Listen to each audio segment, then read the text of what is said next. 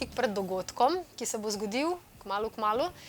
In jaz sem se odločila, da bom malo iztrgala iz dogajanja svojo mamo, Alenko Kralj, ki ustvarja, ki jo občudujem vse bolj, starejša, ko sem, bolj jo občudujem pri njenem ustvarjanju, ampak mogoče na začetku najboljše, da sama pove kaj več o svojem ustvarjanju, kaj sploh počne. Alenka, no? No, intervju s svojo hčerko, ne? Je najtežji? Je najtežji, ja, no. No, tako rečem. Kako bi jaz sebe predstavila? Velikokrat razmišljam, katera bi bila tista beseda, ki bi me najbolj opisala, ko me ljudje sprašujejo, pa kaj počneš, pa kako ustvarjaš, pa kdo si, kako se to imenuje. Nikoli se nisem mogla prav umestiti v ta poimenovanja. Tako da, ko sem razmišljala o tem, nekako se pa moram ljudem predstaviti, da bojo razumeli, kaj počnem, mi je nekako najbližje ustvarjalka. Ustvarjalka unikatnih izdelkov, na splošno pa kreatorka svojega lastnega življenja, bi rekla zase. Jaz se te spomnim, no, že od malih nog, to moram povedati. Jaz sem itak nastopala že odkar vem zase in mama je bila zmeraj tista, ki je znala iz vsake krpice narediti en čudež. Vedno sem bila lepo oblečena, vedno je poskrbela za eleganco mojo na odru. Kako ti je to uspelo? Oziroma, ne vem, a si vedno videla nekaj več v neki navadni krpici, recimo?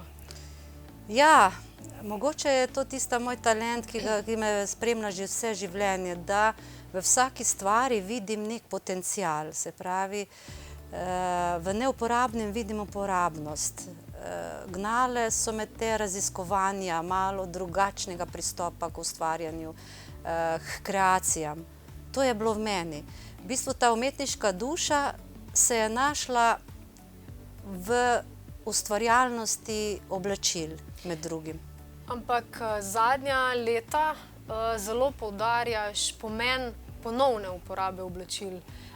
Kaj to sploh pomeni? Mogoče si gledalci trenutno ne predstavljajo čist, kaj to pomeni ponovna uporaba. Je to vzklilo iz tega, ker si se začela, bom rekla, spraševati o tem, o odgovornosti, ki jo imamo ljudje do narave.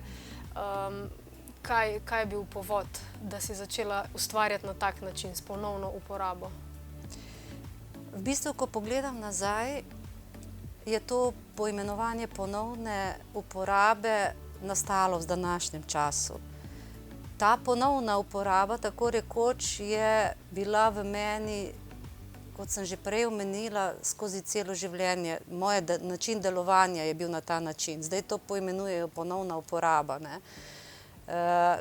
Kar pa se tiče te ponovne uporabe v današnjem času, kot jo predstavljajo, sem pa ozavestila, da je to tudi zelo pomembno, ker moja namera, moja čista namera, kot vedno poudarjam, da izrazim svoje lastne talente in sposobnosti in da pri tem ne škodujem naravi, živalim in vsem ljudem in vsemu, kar biva, sem se nekako našla, da je to to.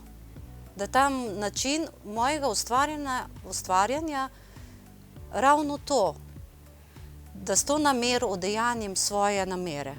Torej, lahko bi rekla, da vsak posameznik ima možnost biti odgovoren do narave, oziroma lahko vsak nekaj malega naredi, da pomagamo naravi, oziroma da ji ne škodujemo. Na kak način, kako bi ti, recimo mladim ustvarjalcem, kakšen nasvet bi jim dala, kakšno sporočilo, kako so lahko oni bolj odgovorni pri svojem ustvarjanju? Moje mnenje je, da smo vsak posameznik, imamo moč in imamo odgovornost, da z načinom delovanja in življenja vplivamo na nas in na okolje, v katerem živimo. In da vsak korak šteje. To pomeni, če recimo najdete, ne vem, doma eno staro oblačilo, ki ste ga imeli namen vršiti, kaj lahko naredijo s tem? Se pravi, kaj bi jim predlagala konkretno, da naredijo doma, recimo iz omare? Če se zdaj osredotočimo na oblačila, Jaz pravim tako. Vedno se vprašajmo, kaj imamo in kaj lahko s tem naredimo. Ali nam je uporabno, če nam ni uporabno, kako lahko to nekomu služi ali pa celo nam. Če imamo kakšne sposobnosti in talente, raziskujmo svoj lasten stil, ker verjamem, da ima vsak človek svoj lasten stil in da smo unikati in da kolikor je ljudi, je tudi stilov. Lahko nekaj iz tega naredimo sami ali pa nam nekdo pri tem pomaga. To je eden od prvih korakov od potrošnika k odgovornemu uporabniku.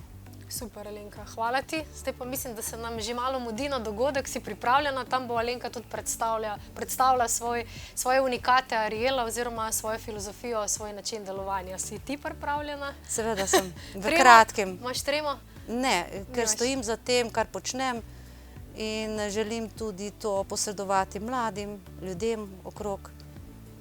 Evo, držimo pesti, da pride do njih na pravi način.